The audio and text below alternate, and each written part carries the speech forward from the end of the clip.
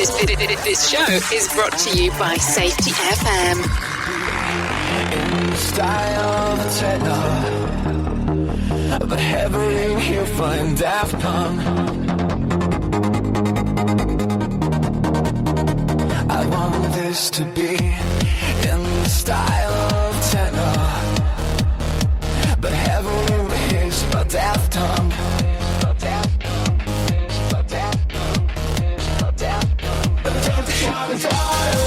Some big simulation. Now I know that we are all just digital information. A fake world for the taking. I'm looking at the news and it's kinda hard to watch it. The universe is way too big to have one God who made it.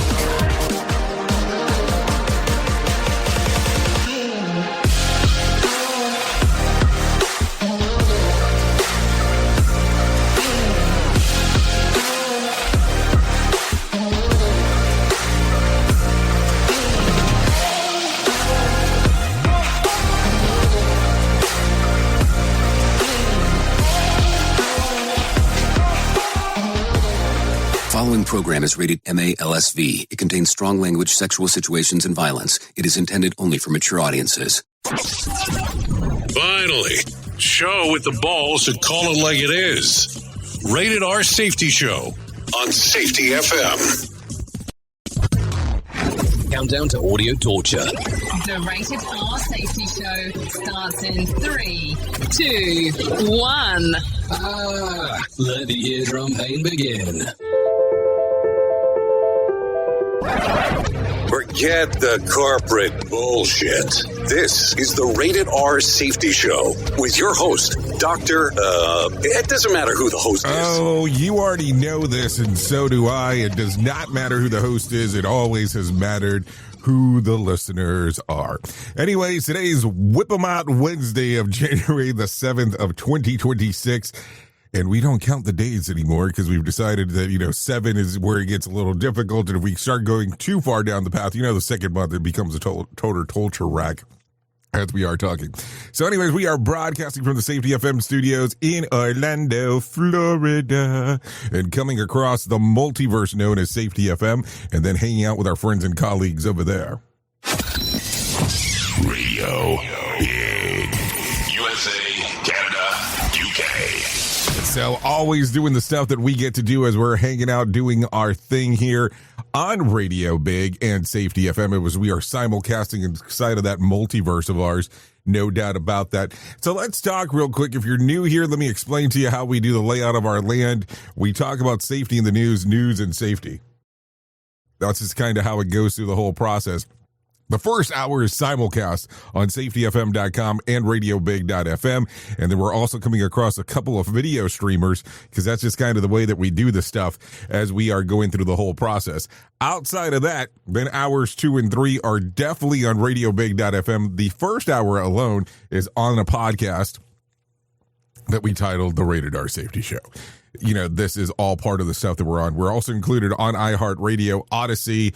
Also, we're on, Live 365. If you can think of it and it streams, we're probably there. You can also do visual radio if you go to safetyfm.com/visual radio. I know, so creative in regards to some of the stuff that happens. So with that being said, why don't we do this? If you want to interact with the show, it's a simple process on doing so. Callinradio.com. We'll do the move in the groove for you. That's callinradio.com. Once you get there, audio, video, and text messaging are the options that are readily available for you to kind of go through everything that we have disposable, because we're disposable teens. So we do all of that stuff, and then we're kind of ready to go. So if you're good with it, I'm good with it, and we can do all you want to do inside of there once you get there. So we do bring in some professional broadcasters from time to time, and they'll tell you the main stories of what's going on. Well, I shouldn't say main stories. They'll tell you the news stories. I'll come back in the middle of the show or so and give you the main story of what's happening inside of the world of the multiverse, and that's it. That's kind of how we do our whole kit and caboodle. Hour 2 and 3 are the hours are consistent of music, besides whatever little clippage I give you here. at the very beginning. I know. Kind of a lot of stuff to go over. You came for the music, but stayed for the addiction. Just how we like it. So that's how it goes through that. Yeah, welcome to morning radio. That's kind of how the whole thing works out and goes about and so on. So with that being said, I do have my friends from Feature Story News hanging out, ready to go, wanting to do all of the sequences as they do them. So let's go ahead and get you into the news right now. Here is the news on the Rated R Safety Show. From Feature Story News in the UK, I'm John Beaver. The White House says President Donald Trump is discussing ways to seize Greenland, including using the US military. It comes despite objections from NATO leaders, Denmark and Greenland. Nick Harper reports from Washington. In a statement, the White House said that President Trump was discussing a range of options in order to take Greenland. The statement said that he had made it well known that acquiring Greenland is a national security priority of the United States, and added that using the US military is always an option at the Commander-in-Chief's disposal. The latest statement will undoubtedly worry not just Greenland and Denmark, but allies in Europe, again stirring fears that after Venezuela, Greenland could be the US's next target. Rufus Gifford, who was an ambassador to Denmark under Barack Obama, has said that the claims Greenland is a national security priority for the US don't add up. The whole point of NATO was an all-for-one, one-for-all kind of approach here. So the idea that we need Greenland for our national security to defend against some foreign power that is unarticulated, it doesn't make sense. Volodymyr Zelensky's praised European post-war security guarantees for Ukraine as very concrete. In the event of peace with Russia, British and French troops would help Kyiv defend itself from future attack and train its military. But the Ukrainian president says other issues in the peace negotiations, including territory, remain open. Military analyst Matthew Saville says despite the guarantees, an end to the fighting isn't necessarily more likely. If we don't get to a ceasefire, and then this just remains a paper exercise. And so there is a lot of pressure on the US to effectively make this a condition of the deal that they are, if you like, negotiating above Ukraine's heads. China has imposed controls on exports to Japan that can be used for military purposes. The ban on so-called dual-use items is the latest move in an intensifying dispute between the Asian economies. Laura Westbrook reports from Hong Kong. Dual-use items have both civilian and military applications and include rare earth elements which are essential for making drones and chips. The sweeping restrictions on these goods, services and technologies are effective immediately. Japan says it's protested the measures and demanded China withdraw them, calling the move absolutely unacceptable and deeply regrettable. Ties between Japan and China have deteriorated since Japanese Prime Minister Sanai Takaichi suggested Tokyo could take military action if Beijing attacked Taiwan. China claims Taiwan as its own to be taken by force if necessary. Laura Westbrook, Hong Kong. From bureaus worldwide, this is FSN. And with more on our top story, here's FSN Spotlight with Simon Marks. President Trump has upped the ante again over Greenland, the White House saying all options, including the military option, remain on the table for the Danish territory to be seized by the United States. It is hard to overstate the fury, shock and consternation that the latest White House statement is creating in Europe. And what's the mood in Greenland itself? Carsten Sommer is a former correspondent with KNR, the Greenlandic Broadcasting Corporation. We are both shocked and angry and a little anxious looking out in the seas. Are there any American Navy ships approaching? Also about the lies of Trump. He talks about our waters are filled with Russian and Chinese ships. There are no Russian and Chinese ships up here. It's a total lie that he claims again and again, and uses as his idea of why he should take over Greenland.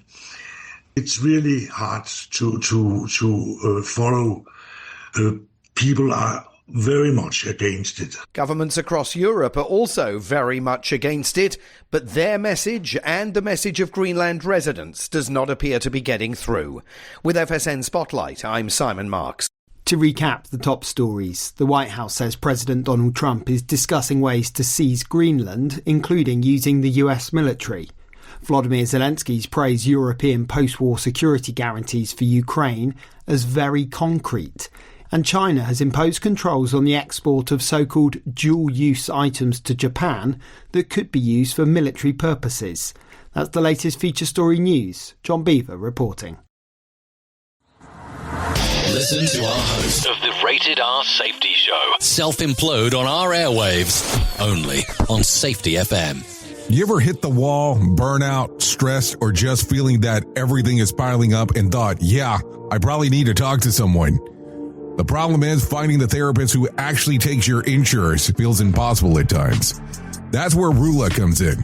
Rula is a healthcare company that makes mental health care easy to access and actually affordable. They partner with over 100 insurance plans, so the average copay is about $15 a session, sometimes even less. With Rula, you get matched with the right therapist for you, not just whoever's available. Their network has over 15,000 licensed professionals, and you can book an appointment as soon as tomorrow. No wait list, no frustrations, just therapy that works with your schedule and your insurance. Thousands of people are already using Rula to get affordable, high-quality therapy that actually covered by insurance. Visit Rula.com/safetyfm to get started. After you sign up, you'll be asked how you heard about them. Please support our show and let them know that we sent you there. That's RULA.com/safetyfm. You deserve mental health care that works with you, not against your budget. Go to Rula.com/safetyfm right now to get started. That's RULA.com/safetyfm, because you deserve mental health care that works with you, not against your budget. Ever catch yourself thinking, I could do this on my own? If you're a safety officer with real-world skills, you don't have to wait for permission to build your freedom. On Saturday, January 31st, I'm hosting Safety Consultant 101, a free live workshop. In 2 hours, I'll help you package your expertise into a service clients will pay for and set pricing boundaries so you don't get stuck doing free advice forever. Register now at safetyconsultant101.com. Let's build your freedom. You've seen the loop. You've felt the shift. The script doesn't fit anymore, and neither do you. Safety transmission. The collapse of the construct is the third and final signal in the trilogy from J. Allen, Ph.D. And this time, it's not about waking up. It's about what you do once you're awake. The system didn't break. It just stopped pretending to hold you. And now it's blinking, rebranding presence, packaging resistance, and calling it progress. This book isn't a guide. It's a transmission. It doesn't teach the system how to evolve. It shows you how to stop performing for it. You'll see what happens when awareness becomes responsibility, when audits don't listen, and when leadership becomes a loop. But if you've made it this far, you're not here to be managed. You're here to carry signal. Safety transmission. The Collapse of the Construct. Now available in print, Kindle, and audiobook. Narrated by J. Allen, Ph.D. Because if it couldn't hold your signal, it was never real to begin with. Radio Big. Okay, so here we go. 14 minutes past the top of the hour as you and I are hanging out on this lovely Whip About Wednesday. No doubt about that. So let's get into some stuff right away because, you know, the world becomes more and more interesting the more times we get to discuss the stuff that is going on. So take a listen to this real quick. Flu season in the U.S. has blown past the normal and into historic territory. According to the new CDC data, all but 4 states are now reporting high or very high flu activity, and the doctor's visits are flu-like illnesses are on their highest level since 1997. Translation: this isn't just bad, it's record book bad. So far this season, an estimated 11 million Americans have gotten sick. 120,000 have been hospitalized. 5,000 people have died, including 9 children. Hospitalization rates are now the third highest for the point of the season since 2010. Let's see, nearly the entire county is lit up. And possibly part of the country as well, as I would imagine. And experts say that the worst may still be ahead. Yeah, this is not a joke. There is no real slowdown, which usually means the peak hasn't hit yet. Doctors say that newer flu strains known as strain K is a big corporate. It looks like they're different enough from the recent strains to dodge immunity. And it showed up after this year's flu shot formula was finalized. That means the current vaccines may only offer partial protection, but health officials are still urging people to get vaccinated to reduce the severe illness and hospital stays. One expert bluntly says, don't wait, get the shot now. So there you go. A lot of stuff to think about as we are talking. So do you do the flu shot? I know some people like it. Some people don't. Some people have questions about it. I always go, I don't know. I'm in some camp there, I would imagine, when it's all said and done. So what do you think? A lot of stuff to go about. That is for sure, though. So I don't know. Should you get it? Should you not get it? I'm not one to make medical decisions for anyone else. So you need to decide what is in your best interest on why to do it or not do it. Okay, so let's continue talking about some news of the weird, because that is what we do around here. So I don't even know where let's start off with this one, because I just think it's kind of an interesting one. So take a listen to this. A catastrophic police mix-up led to 2 families to live the wrong nightmare for 3 weeks after a deadly car crash near England. Well, let me see. Rotherham, England. Let's see. Officers mistakenly told one family that their son was alive in the hospital while telling the other that their child had died, when the reality was the exact opposite. The error came to light when a badly injured teenager woke up in the hospital and said, "I'm Trevor." That moment unraveled everything. Police had told the family of the 18-year-old Joshua Johnson that he was sedated and being treated in the hospital. In truth, let's just go through it. Joshua had died in the car crash scene. Meanwhile, the family of the 17-year-old Trevor Wynn had been mourning his death and preparing for his funeral and even raising money online, only to learn that he had been alive and hospitalized the entire time. The confusion happened because the surveying teen injuries were so severe that they couldn't identify him. And the 2 boys, both known as TJ, were said to look similar. Initial identification was wrong. Forensic testing later confirmed that the body believed to be Trevor was actually Joshua's. South Yorkshire police admitted of the mistake, issued a formal apology, and referred to themselves as Independent Office of the Police Conduct, which is now investigating how such failure occurred.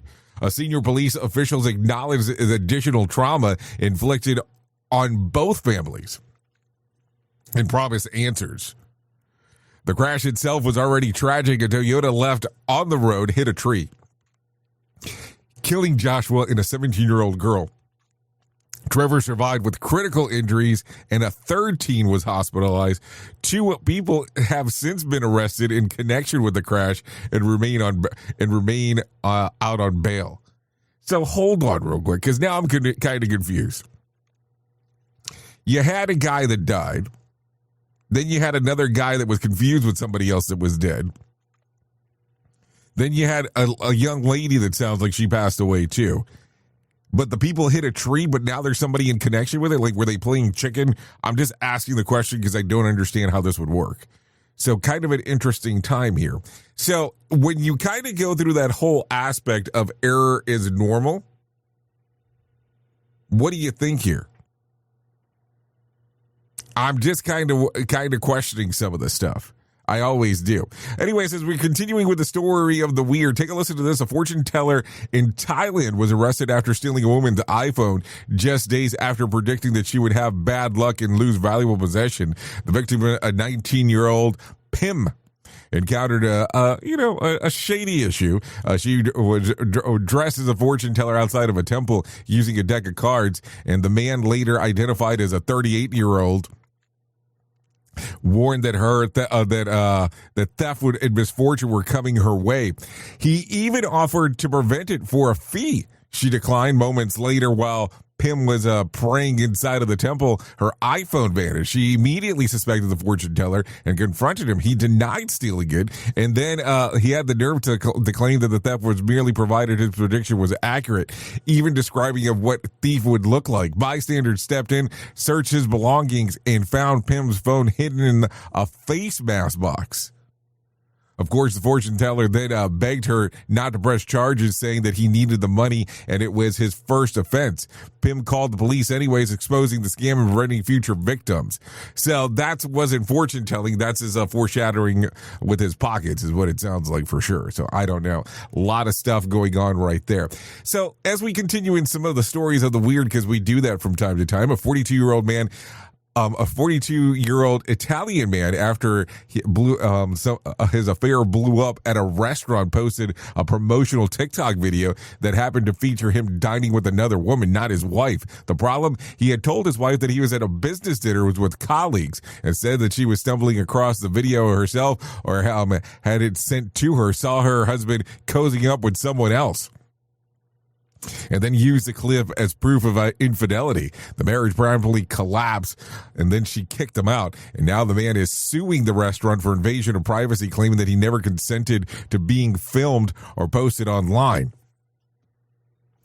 He's being represented by Cadacons, an Italian consumer protection group, which argues that the restaurant was wrong to record customers and publish the footage without clear permission, especially that led to unpredictable consequences like marriage imploding.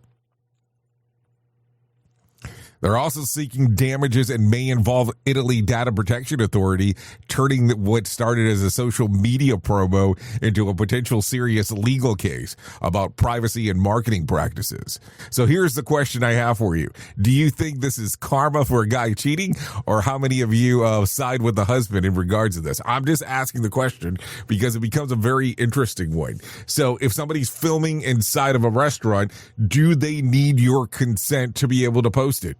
It becomes one of those really, really, really, really weird ones. So let's talk about this one, because this one was making the cycles here just a hot minute ago. Former NFL offensive lineman Matt Colley has filed a lawsuit against his ex-wife Haley Kelley after her viral podcast comments about the size of his manhood blew up online. Haley, a model and a social media person, I guess, because do you call them influencers? I don't even know what the hell you call them anymore.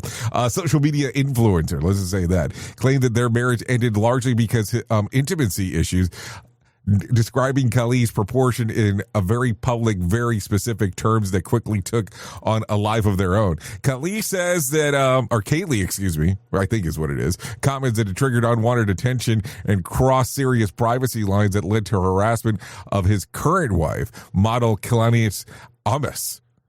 The lawsuit accuses Haley of an invasion of privacy and unjust enrichment, arguing that she benefited financially from the surge in attention while he dealt with the fallout. He's asking for damages exceeding $75,000 in a jury trial. The situation has sparked a backlash online, with many saying that Haley overshadowed private marital details, while others treated it like the story of a late-night punchline factory.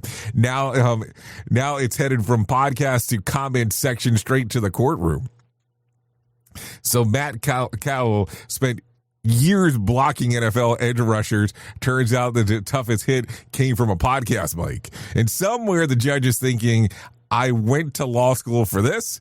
This story is more than inches than a Home Depot lumber aisle, so there you go. Also, a man retired from football but can't retire from measurements. I mean, there you go. And also, an NDA were invented. And then why were our microphones so dangerous? I mean, that is one of those things that people need to talk about. And this might be the only case where the jury asked for a ruler and a stiff drink. I mean, I don't know. It's kind of one of these weird things. Like, how does this even become part of a commentary? That's number one. And number two, how does this even become news stories? What have we gotten into? Listen at your own risk. Rated R Safety Show. Okay, so let's get into some other stuff as well. Take a listen to this, a YouTube video titled Fireplace 10 Hours Full HD, which is exactly what it sounds like.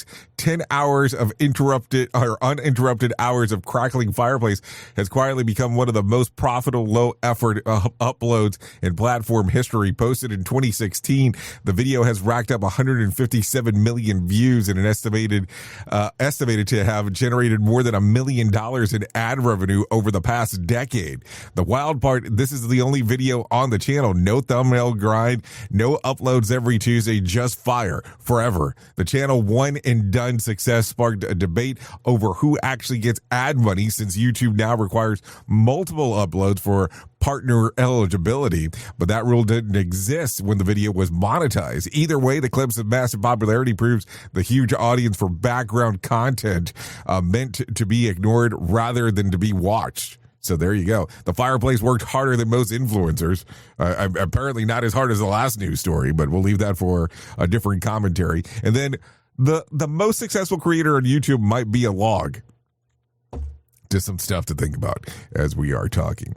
Let's talk about some other stuff, because there's always things to go through. ESPN supercomputer has crunched 10,000 simulations that says the Seattle Seahawks are the clear favorites to win Super Bowl LX.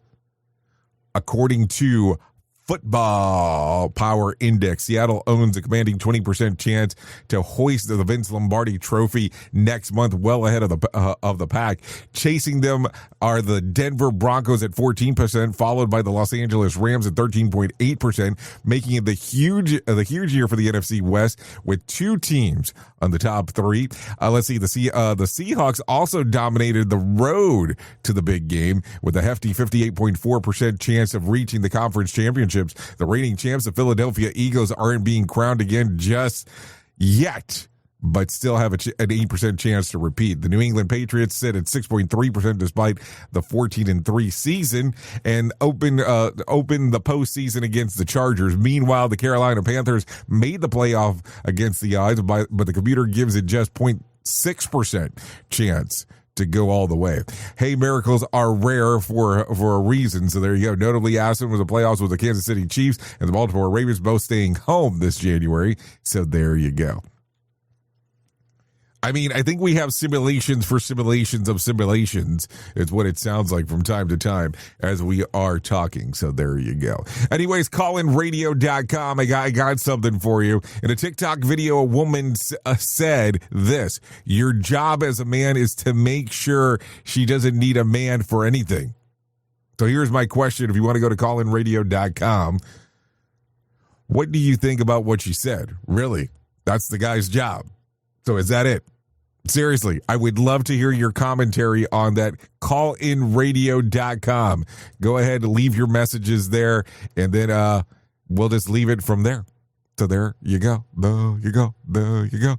So that's it. That's it for that one. For sure. Let's get into, I guess I should get into some serious stories for a moment. Take a listen to this. U.S. law enforcement deaths hit a historic low in 2025. According to the National Law Enforcement Office Memorial Fund, 111 officers died in the line of duty. That's the fewest since 1943, back when World War II was a kind of a big distraction. The group says its job is like the better training, smarter safety practices, and more focus on officers' mental and physical health. So what do you think here? I mean, don't get me wrong, this is great news. But 111 is still high. I mean, I always go back to the whole thing that I say all the time, is that imagine the impact of one person has in your life. Now times that against 111 and see how different the world is. See how that goes? It is one of those very interesting ones for sure. Take a listen to this one as we are going down the path as well. The Justice Department under Pam Bondi has now backed off the key claim that Trump administration had been pushing for months. The Venezuelan president, Nicolas Maduro, was the leader of the real drug cartel called Cartel de los Soles. Prosecutors quietly dropped the language in a revised indictment after capturing Maduro, acknowledging the term isn't structured as a criminal organization as previously portrayed. So there you go. What do you think?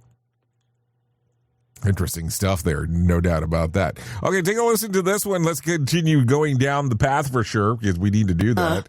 A Detroit suburb has agreed to pay $3.25 million to settle a lawsuit brought by a family of Tamisha Beechump, a 20-year-old woman who was wrongfully declared dead at home, only to be discovered alive inside of a bag at a funeral home. Back in August of 2020, Tamisha, who had cerebral palsy, was struggling to breathe when her family called 911. Southfield paramedics attempted to do a resuscitation and then consulted a doctor over the phone who declared her dead without ever coming to the scene. Hours later, when the funeral home staff unzipped the body bag, Tamisha was gasping for air and they opened her eyes. She was rushed to a hospital, but the damage was done. She never recovered and died 2 months later. According to a medical expert cited by the family's attorney, she likely would have survived if she had been taken to the hospital immediately instead of being pronounced dead. The city of Southfield initially fought the lawsuit and succeeded in getting it dismissed under governmental immunity. The ruling was overturned by Michigan Court of Appeals in 2024, reopening of the case, ultimately leading to the settlement. City officials acknowledged that the tragedy in a statement, citing that difficult conditions of COVID pandemic, while the fire chief previously had a suggestion there that the indictment may have involved Lazarus syndrome, a rare phenomenon where signs of life return after failed resuscitation. So what do you think? It becomes an interesting one. I'm sure this will be one of those cases, even though it is settled, people will still continue to discuss it because they're going to go like, hey, this is a little different. This is not something you hear every day. So that's going to be one of those weird ones that we're definitely going to have an opportunity to talk about. If not now, I'm sure we'll talk about it in the near future. Anyways, it is currently 32 minutes past the top of the hour. I think we need to do that thing that we call our main story. Here is our main story on the Rated R Safety Show. So let's go into it because there's always stuff to talk about. There's always stuff to discuss. And I look at it and I go, how are we going to get into this? And we're going to get into it by talking extremely slowly. We're going to talk about this, about going into everything you want to talk about. There's that phrase that gets thrown around a lot in safety circles. Goes like this. It sounds responsible. It definitely sounds mature. And it definitely sounds like leadership. And what is that phrase, you might be asking yourself? We just want people to follow the procedure. We just want people to follow the procedure. Now, on the surface, that sounds reasonable. I don't think it sounds unreasonable at all. I mean, why would we wouldn't want people to follow the procedure? I mean, that's the question. But here's the uncomfortable part that nobody wants to talk about. Most organizations don't actually want procedures followed. They want the results delivered. And they want plausible deniability when things go wrong. So let's sit with that for just a moment, because I think we're going to have to go down a little bit more of a rabbit hole to have the discussion. Because if organizations truly wanted procedures followed, we see very different systems. That's kind of the thing that we have to talk about. We see procedures that actually match how the work is done, are written by the people doing the work, of course, that being essential, are updated when reality changes, and are treated like living tools, not legal shields. No, seriously. But that's not what usually happens now, is it? I mean, that's the thing to talk about. Instead, procedures become something like, something else, like an entity. They become something entirely different. It's like its own little thing. They become evidence, not guidance, not support, it's just evidence. Well, this is how we told them to do it. Evidence that the organization can point to after something goes wrong. Well, the procedure was here. The procedure was there. And that's where the story always breaks, because the next sentence is almost always, well, why didn't they follow it? And now, without ever saying it out loud, of course, we've quietly shifted the conversation from system performance to individual failure.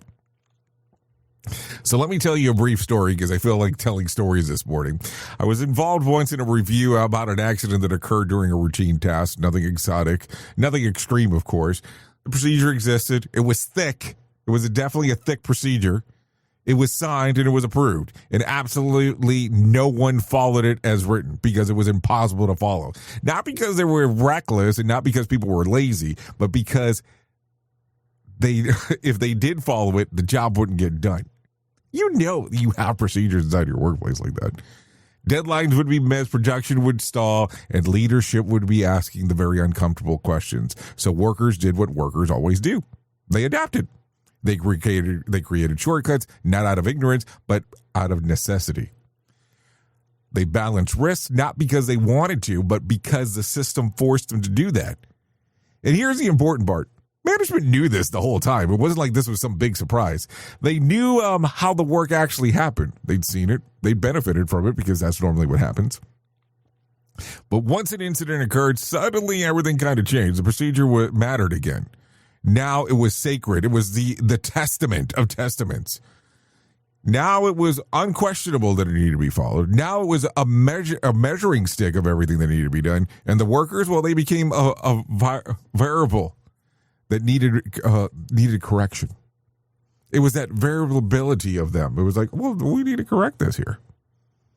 Where'd they go with this? And that's not the retrospective obedience here. That's what you have to look at. This is why we always demand compliance after something goes wrong. Before that, we quietly reward deviation, as long as the outcomes look good. I mean, let's just be realistic. That's what happens. And that's a contradiction where safety programs quietly fail. Because when you tell people, follow the procedure, but reward them for something entirely different that they're not following, and then getting it done no matter what is a term that you hear and they're requested and required to do, that becomes an issue. You're not managing safety then. You're managing manufacturing risk is really what it boils down to. I mean, let's just talk about this for just a brief moment before I get back on track here. But when you start talking about organizations that do like car recalls, they go, what is the issue that we have? What is what are the amount of chances that we're going to have this as a failure? And does the recall outweigh the amount of money that we would have to settle things for? So imagine that for a moment on how people would think, on how people would go back into that story. So let me go back into the deeper issue here that most people miss. Procedures are often written to describe work as imagined, not as work as performed. You know, black line, blue line. We talk about that quite often. Work as imagined lives in conference rooms. Work as performed lives in time pressure, resource constraints, fatigue, and completing goals. And when those two don't match, the procedure loses authority. Not because workers don't care, but because reality always wins. Every time. So the real question isn't why didn't they follow the procedure? The real questions are, why was the procedure impossible to follow? What trade-offs did the workers have to manage? What pressures made deviation the rational choice?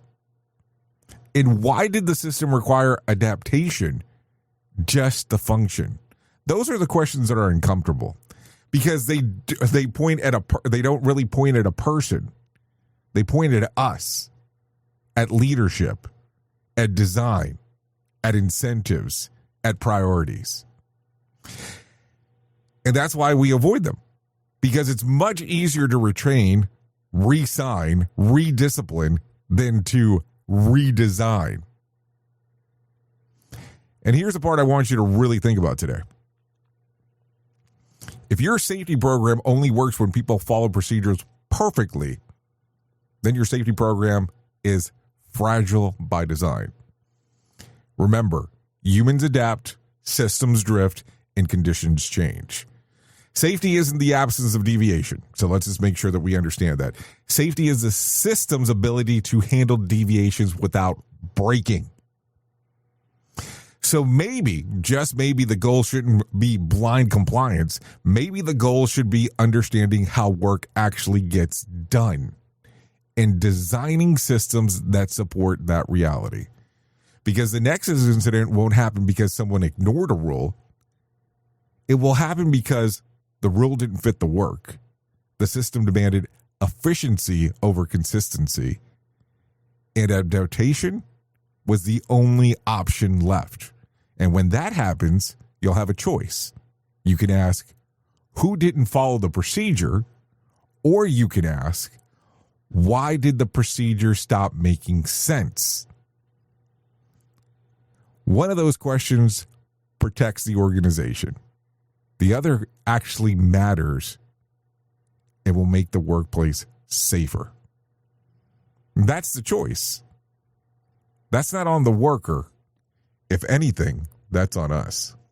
Oops! What did he just say? We at Safety FM don't always agree with viewpoints of our hosts and guests. Now back to real safety talk on Safety FM. Don't go anywhere. You're listening to the home of real safety talk. You're listening to Safety FM. We'll be right back. It's always amazing to me on how technology changes, and so does the environment that we're in. And cyber criminals will do everything they can to take advantage of a system. If you don't own a home, you have nothing to fear about what I'm about to tell you. But if you own a home like me and you don't guard it with home title lock, you're inviting home title fraud. One of the fastest growing crimes. Cyber thieves around the world know our home values are sky high at the moment, and that makes us a target. The crime is scary simple. Let me explain it to you real quick. A cyber thief simply forges your name on a property sale form and refiles it. That's it. Now he or she is on the deed of your home and you have no idea that you're a victim. Then the person takes out a loan on your home and vanishes, leaving you to prove to the police that you didn't commit bank fraud. Home Title Locks puts a virtual barrier around your home title. The instant they detect any kind of tampering or anybody messing around, they help shut it down. Look, if you have equity in your home, you need to guard it the best way that you can. Some people might even go as far as guarding it with their life. Go to HometitleLock.com and register your address to see if you already are a victim. And enter the code RADIO. That's RADIO. That's the code RADIO for 30 days free of protection. That's code RADIO at HometitleLock.com. Is your safety training old, stale, and hacked? Is your safety trainer still preaching a warped version of behavior-based safety? How about safety training that actually addresses your hazards in your workplaces and is not standardized baloney from 25 years ago? Contact the Safety Wars team at safetywars.com or call Jim Posel at 845-269-5772. Remember, if you're receiving this message, you are the solution to unsafe workplaces. This portion of the show has been sponsored by Private Internet Access, America's #1 virtual private network, or VPN. Even if you use incognito mode, internet service providers is storing your browser data and many times even selling it. But Private Internet Access, or PIA, can help you. PIA encrypts and reroutes your internet traffic through one of its own servers, hiding your data from your internet service provider or network admin. And with servers in over 75 countries, you can get unrestricted access to geo-blocked content from around the world. PIA comes with easy-to-use apps and browsers extension for all devices, a rock-solid privacy policy, open source security, advanced customization settings, and it was just ranked the fastest VPN in the world by PC Magazine. And if you sign up right now with PIA, you can take advantage of a special deal only for Safety FM listeners. Only by using the following link, you can get the digital privacy for less than $2 a month. Yes, you did hear me correctly. Less than $2 a month and an extra 4 months for free. So that means for only $1.98 a month and 83% off, you can get this service for you right now. That's so much more inexpensive than virtually every other VPN on the market. And if you get it right now, you can take PIA's 30-day risk-free challenge. You can try it out for 30 days, see if you like it, and if not, just return it for a full refund. So just go to safetyfm.com/VPN. That's safetyfm.com/VPN to try out the best VPN on the planet completely risk-free. Now remember, safetyfm.com/VPN.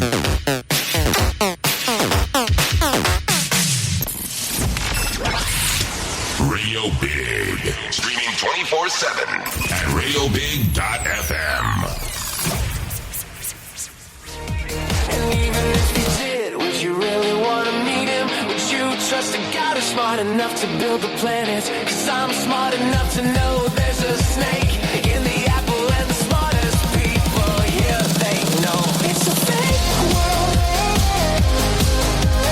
Fake world. You thought you were escaping a fake world. Oh, yes, it's a fake world. No doubt about that. Okay. Currently, let's take a look. 45 minutes past the top of the hour as you and I are hanging out here on the Rated R Safety Show. And you have the platform of choice on how exactly you want to do it. No doubt there. So there you go. It's a fake world. Hit it. When you finally wake up, you're just in another dream. When you finally wake Yeah, I like this one a lot. in another dream. When you finally wake up. Okay, so let me get out of this. Let's continue talking about some things going on inside of the world of the multiverse, because that is kind of what we do around here. If anything, let me tell you the most important thing that I will ever tell you in my lifetime, and that's about my friends at To Right Love on Our Arms. No matter what you're facing, you deserve to be connected to help, and the people at To Right Love on Our Arms want you to know that people have been where you are now and that healing is possible. To find out more information, all you have to do is go to TWLOHA.com. That's TWLOHA.com, and click on the section that says Find Help. Once you get there, you'll see information related to addiction, depression, anxiety, eating disorders, self-injury, suicide, trauma, grief support, just to name a few. That's TWLOHA.com. To Right Love on Her Arms. So there you go. A lot of stuff going on inside of the world of the multiverse. So hopefully that will work out for you. Once you get there, you probably might go, this might not be information for me, but you never know on who might need assistance with some of that information. So keep that in mind as you are looking at their website. So there you go, TWLOHA.com. So I would encourage you strongly to go over there, take a look, and make a determination on how it fits inside of your world and exactly how you might be able to help out other people with the information. Okay, so take a listen to this. I had somebody call the show with the following, and I want you to hear this, and then you kind of tell me what you think. It says, "Hi, I've been in a relationship for about 7 years. Nothing dramatic happened. No cheating, no abuse. Just slow realization that this might not be it. Is leaving because something isn't right a valid reason, or am I being reckless?"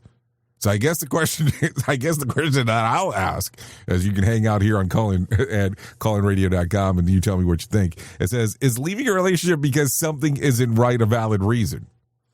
Callinradio.com, let me know. I don't know if I should be giving out relationship advice, but it's something that we'll talk about because it doesn't make it interesting in regards of what is going on. That is for sure. So no doubt about that. Let me give you another news story real quick before we get some John Smalls inside of here. Take a listen to this. President Trump announced yesterday that he would be selling Venezuela oil after invading the country with the money to be personally controlled by him.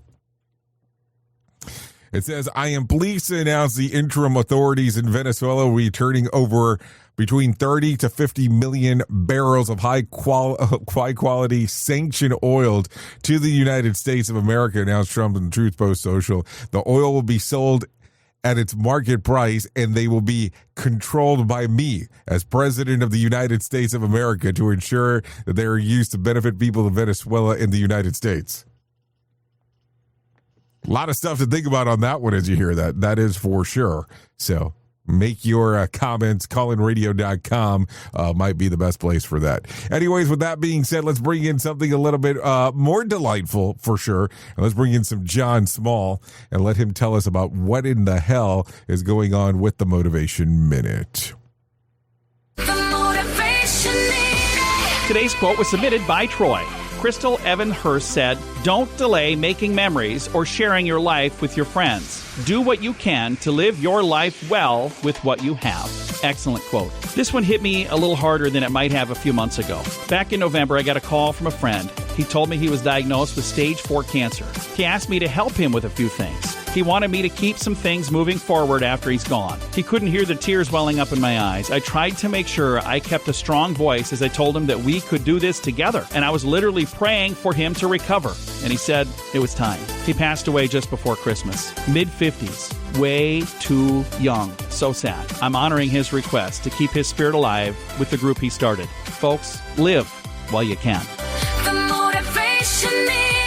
This has been the Motivation Minute. I'm John Small. Thanks for listening. Your favorite motivational quotes can be submitted for upcoming programs at motivationminute.org. Here is the news on the Rated R Safety Show.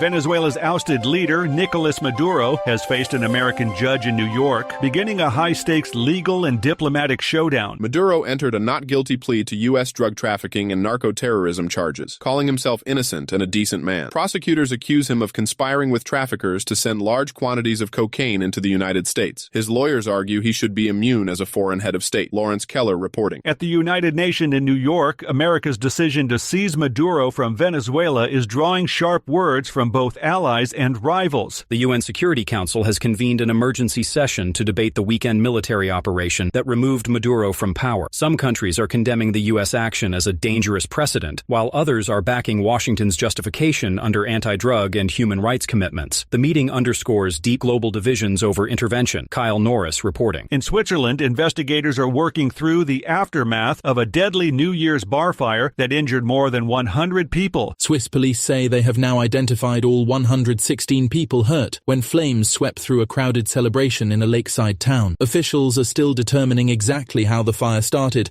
and whether safety rules were followed inside the venue. Families of victims are gathering for memorials. Benjamin Wright reporting. This is the latest news headlines.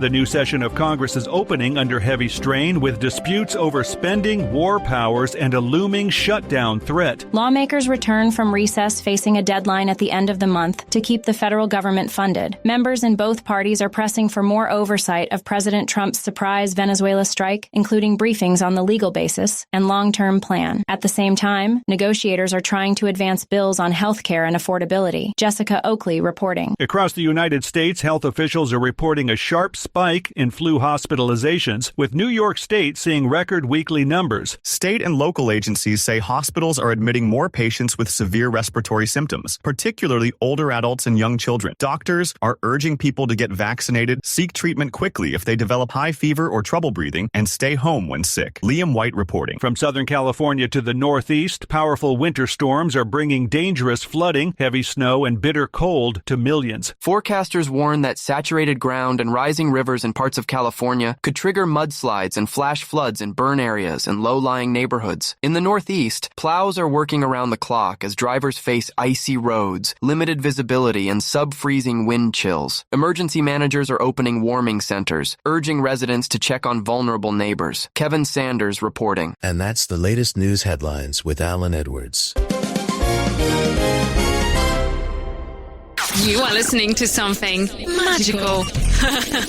You're listening to the Rated R Safety Show. Okay, listening to something magical is always important. 54 minutes past the top of the hour as you and I are hanging out on this lovely Wednesday. Let's talk about some things that happened back on this date. Back in 1934, Flash Gordon, the comic strip, debuts on this day. Also in 1994, U.S. female figure skating champion won by Tanya Harding. 1994 was the dates when all of this occurred. Let's talk about some things that you might ought to know. So let's go through it here. Let's see. Tonight's Powerball will be for $105 million. Here's last night's winning Mega Million numbers. The jackpot was $180 million. It was 9, 39, 47, 58, 68, and the Mega Ball was 24. Take a listen to this. Michael Reagan, the eldest son of former President Ronald Reagan. Did I say Reagan? I meant Reagan. Ronald Reagan and actress Jane Wynnum died at home in Los Angeles on Sunday. His late father's foundation announced in a statement Reagan was 80, dedicated himself to upholding his father's legacy in his work, and conservative author and radio talk show host. He spent much of his public life defending and promoting the Reagan administration, which was largely devoted to scaling back government's involvement in daily life and bringing the end of the Cold War. Also in some other news, John Harbaugh, 18 years run as the Baltimore Ravens has come to the end. The Ravens just announced that they fired Harbaugh, concluding the reign of the winningest coach of the franchise history and second longest tenure among active NFL coaches. The decision comes in the aftermath of on Sunday's season-ending loss to the Pittsburgh Steelers, who recaptured the lead in the final minute and then watched as the Ravens rookie kicker Tyler Loop missed that and would have been a game-winning 44-yard field goal as time expired. The loss not only sealed the AFC North title for the Steelers, but also dropped Baltimore out of the playoffs with an 8-9 mark. Just the third losing season under Harbaugh's entire career. So there you go. And then last but not least, gangs of armed men on motorcycles are patrolling the streets in Caracas, looking for supporters of Donald Trump and his military operation in Venezuela. With the support of at least one key government official. The colectivos are a group of paramilitary militias that support the deposed leader Nicolas Maduro and have been searching for vehicle checkpoints. The bikers, and many of them are masked and armed. So there you go. And have search phones and cars looking for evidence of people backing Trump's actions in Caracas as an unofficial tool of the state. So there you go. Anyways, if you need some other news, let me give you some words of wisdom for today. Always be the first-rate version of yourself instead of the second-rate version of somebody else. So there you go. Anyway, so here's how it's going to go. At the top of the hour, I'll be going over to radiobig.fm. If you want to come and hang out with me for the next couple hours or so, you're more than welcome to. If you don't want to go over there and you want to stay here on Safety FM, you can hang out with the likes of Sheldon Primus as he talks about the world of safety consulting. So there you go. Some stuff there. Anyways, thank you for always being the best part of Safety FM and Radio Big, and that is the listener, because without you, it makes no sense to do what we do around here. If I can, I would leave you with some advice for today. I would love to leave you with this. To suck up hard to reach a gunk under your fridge or behind a bookshelf, insert an empty paper towel roll in at the end of the vacuum cleaner and then let it bend or flatten it to squeeze, and then you can get into those difficult spots. So there you go. Some useless knowledge for you for today. Anyways, I know who you are. You know who I am. Love you, mean it, and goodbye. The views and opinions expressed during this broadcast, podcast, or radio show are solely those of the host and guests and do not necessarily reflect the official policy or position of Safety FM and or Radio Big. The content discussed, including examples of analysis, is provided for illustrative purposes only. It should not be applied as the sole solution in real-world scenarios. as it is based on limited and dated open source information. Any assumptions made during this broadcast, podcast, or radio show are not reflective of Safety FM and or Radio Big. No portion of this broadcast, podcast, or radio show may be reproduced, stored in a retrieval system, or transmitted in any form or by any means, electronic, mechanical, recording, or otherwise, without prior written permission of Safety FM and or Radio Big. For permission requests, please contact Safety FM or Radio Big directly. Smart enough to build a planet, 'cause I'm smart enough to know there's a snake in the apple, and the smartest people here, they know it's a fake world. Fake world. You thought you were escaping a fake world. Fake world. It's like I'm stuck inside a video game and it's on repeat. It's like I just fell asleep and I'm stuck inside a dream. You wake up and you're dying, so you're probably better off asleep. When you finally wake up, it's not as bad as it seems. When you finally wake up, it's In safety, in my opinion, you woke up. You saw the system, the simulation, the structure that trained you to mistake compliance for care. Safety mutation. Information misdirection picks up where the signal fractured. Because the system didn't shut you down, it rebranded you. It packaged your voice, sold your rebellion as a new initiative, and smiled while doing it. This isn't a manual. It's a decoded transmission about what happens when slogans replace stories, when safety becomes marketing, and when truth gets mirrored so perfectly, you forget it was ever yours. You'll see the mutation. Learning teams turned into theater, zero harm turned into optics, and feedback turned into formatting. But the signal didn't die. It was redirected. Safety Mutation is Book 2 of the Signal Transmission Trilogy. Available now in print, Kindle, and audiobook. Narrated by the author J. Allen, Ph.D., because the system adapted. Now it's your move.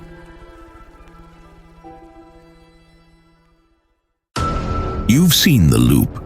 You've felt the shift. The script doesn't fit anymore, and neither do you. Safety Transmission. The collapse of the construct is the third and final signal in the trilogy from J. Allen, Ph.D. And this time, it's not about waking up. It's about what you do once you're awake. The system didn't break. It just stopped pretending to hold you.